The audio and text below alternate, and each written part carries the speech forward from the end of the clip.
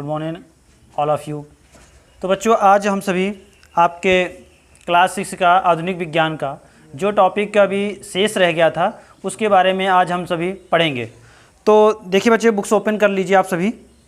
तो हमने कल तक अभी संतुलित आहार के बारे में पढ़ लिया था कि संतुलित आहार क्या है और संतुलित आहार के क्या क्या अवयव हैं। तो आज हम सभी संतुलित आहार का महत्व के बारे में पढ़ेंगे कि संतुलित आहार हमारे लिए कितना ज़रूरी होता है, उसकी क्या हमारे जीवन में क्या इम्पोर्टेंस है। तो देखिए, पहला क्या है संतुलित आहार का महत्व में, पहला है संतुलित आहार हमारे शरीर के लिए जो आवश्यक ऊर्जा की आवश्यकता होती है उसकी पूर्ति कराता है। पहला ये ज़रूरत है।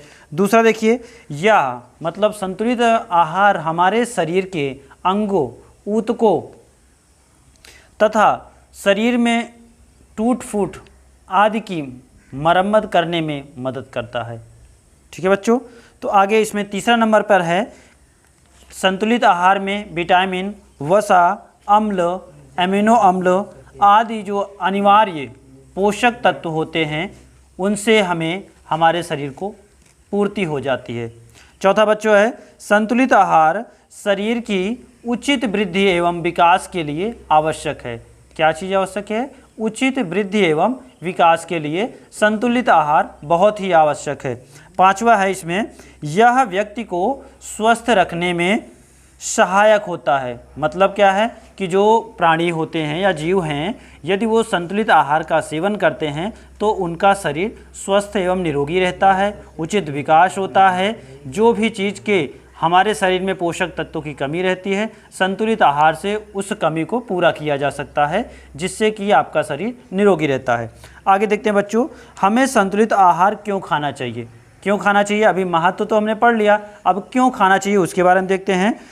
इसमें देखिए, हम सभी जानते हैं कि यदि भोजन की मात्रा या कम ली जाए या अधिक ली जाए, कम या अधिक का मतलब जो हमारे शरीर को आवश्यक तत्व है, जैसे विटामिन है, खनिज है, प्रोटीन है, वसा है, यदि किसी एक की, कार्बोहाइड्रेट भी है, इनमें से किसी की मात्रा यदि ज़्यादा ले ली जाए या कम ले ली जाए तो हमारा शरीर क्या हो जाता है, कुपोषण का शिकार हो जाता है। कुपोषण का मतलब हमारे शरीर का वृद्धि एवं विकास उचित तरीके से नहीं हो पाता है, आकस्मिक कह सकते हैं या असंतुलित तरीके से विकास होता है।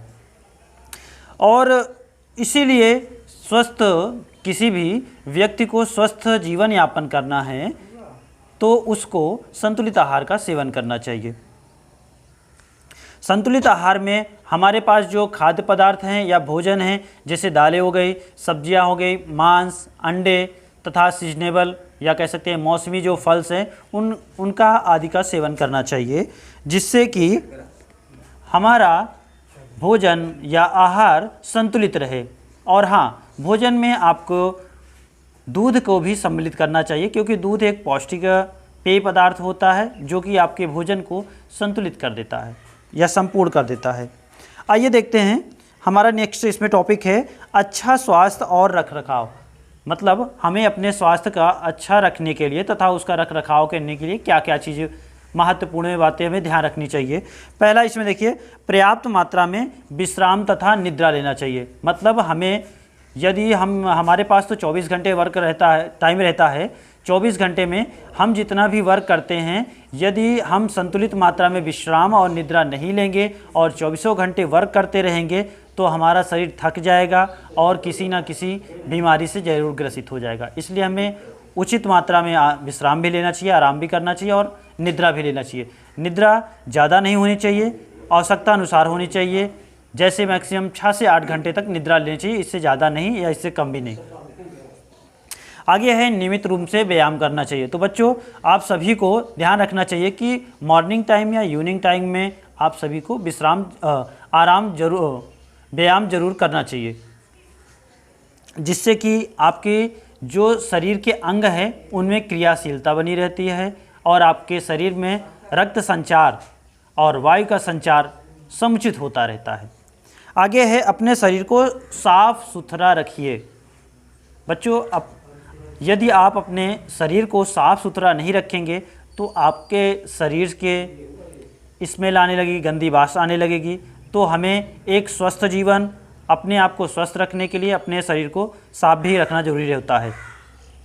आगे देखिए, अपने आस पड़ोस साफ रखिए बच्चों। तो आपको खुद को स्वस्थ रहने के लिए आप अपने को भी स्वस्थ रखना, साफ़ सुथरा रखना पड़ेगा, प्लस जहाँ आप रहते हैं उस माहौल या उस वातावरण को भी साफ़ सफाई रखना चाहिए। जैसे घर में रहते हैं तो घर में और थोड़ी दूर भी आपको आसपास जिधर से आना जाना है वहाँ का भी माहौल साफ़ सुथरा रखना चाहिए।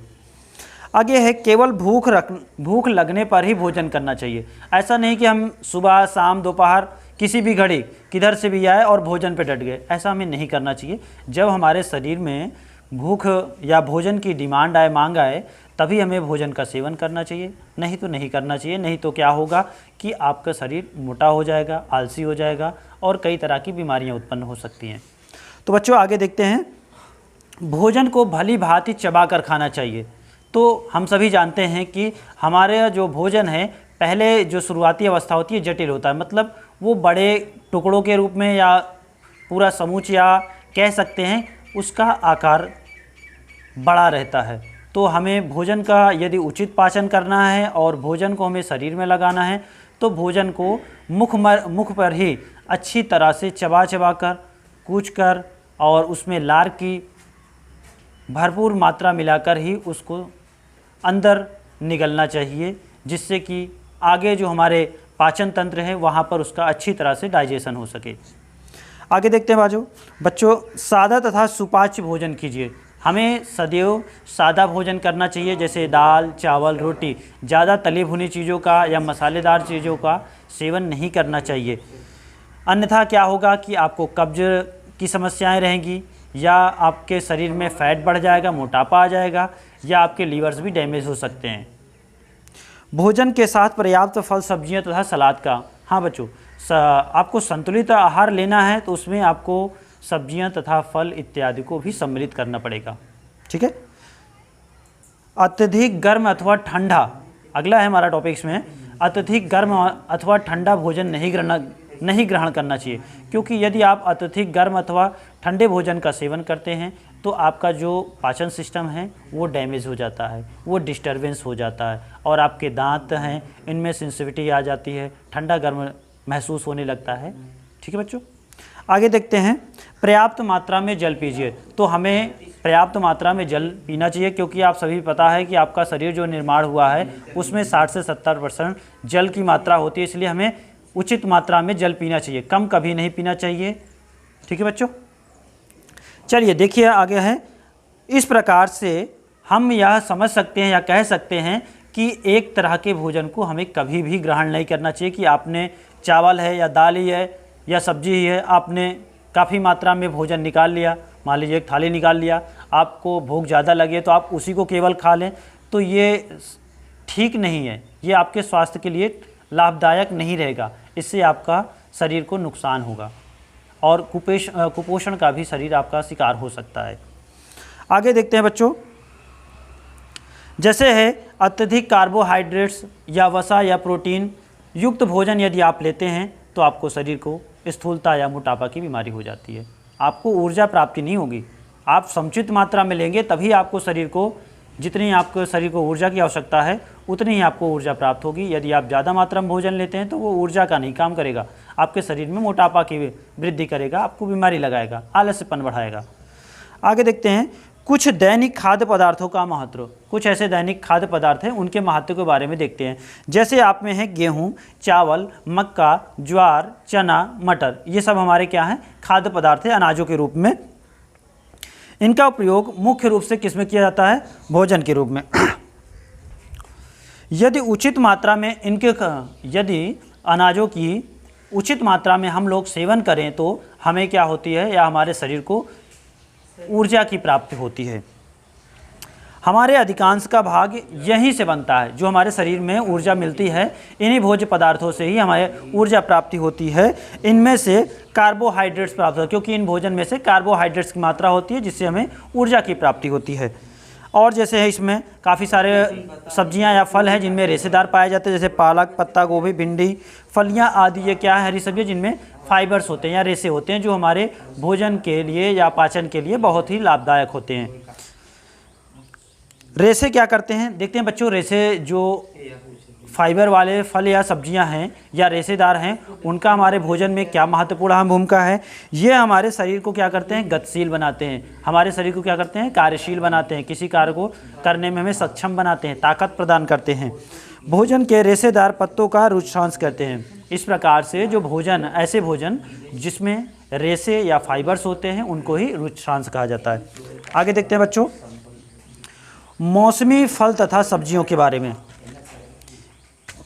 तो प्रायः ऐसा देखा गया है कि विशेष मौसम में उपलब्ध फलों तथा सब्जियों का पोषण मान कम होता जाता है। हम लोग सभी देखते हैं कि जिस मौसम में जो चीज़ें मौसमी फल हैं या सब्जियां हैं, वो यदि उस समय ज़्यादा आती हैं मात्रा में, तो हमारे एक भ्रम या भ्रांति बनी रहती है कि हम सभी क्या करते हैं, उस समय उसका सेवन बहुत कम करते हैं। और जब फल या सब्जियां कम मात्रा में आने लगती हैं, तब क्या करते हैं, उसकी हम लोग डिमांड बढ़ जाती है, मतलब कह सकते हैं उसका हम सेवन करने के लिए लालायित रहते हैं या इच्छुक रहते हैं। तो बच्चों, जिस समय में जो चीज़ें हो, उस चीज़ों का सेवन ज़्यादा करना चाहिए, और जिस समय में जो चीज़ें नहीं होती हैं उसका सेवन कम से कम करना चाहिए, क्योंकि जिस मौसम में जो चीज़ें होती हैं वो हमारे शरीर के लिए लाभदायक होती हैं, और जिस मौसम में जो फल या सब्जियां नहीं होती हैं, यदि हमें प्राप्त भी होती है और हम उसका सेवन करते हैं, तो हमारे शरीर को कुछ ना कुछ नुकसान अवश्य होता है। लाभदायक ज़्यादा नहीं होता है, नुकसान की मात्रा ज़्यादा होती है हमारे शरीर में। तो देखते हैं, जैसे मौसमी फल उपलब्ध फल शारीरिक स्वास्थ्य के लिए क्या होते हैं, भरपूर लाभदायक होते हैं। जो हमारे पास, हमारे यहाँ आती हैं मौसमी फल एवं सब्जियाँ, वो हमारे शरीर के स्वास्थ्य के लिए पोषण का भरपूर कार्य करती हैं, जिससे आपको समुचित रूप में आपको कार्य करने में ऊर्जा की प्राप्ति होती है। अतः हमें पालक, सेब, संतरे आदि जो भी कुछ है, जिस मौसम में जो भी चीज़ें फल या सब्जियां प्राप्त होती हैं, उस मौसम में हमें ज़रूर सेवन करना चाहिए। तो बच्चों, आज तक की क्लास हमारी यहीं पे रहती है। हमने आज संतुलित आहार का महत्व, संतुलित आहार क्यों खाना चाहिए, हमारा स्वास्थ्य तथा रखरखाव कैसा करना चाहिए, और कुछ दैनिक खाद्य पदार्थों के बारे में तथा मौसमी फल तथा सब्जियों के बारे में आज हमने अध्ययन किया है। कुछ टॉपिक रह गए हैं आपके इस चैप्टर को समाप्त होने में, तो कल के नेक्स्ट वीडियो में हम सभी इस चीज़ों को, जो अभी तक छूटे हुए हैं, 2-4 टॉपिक हैं, कल इनको कवर कर लेते हैं। तो बच्चों, आप सभी इसको प्रतिदिन तैयारी करते रहिए, जो भी पढ़ाया जा रहा है नोट्स और फेयर भी बनाते रहिए। धन्यवाद।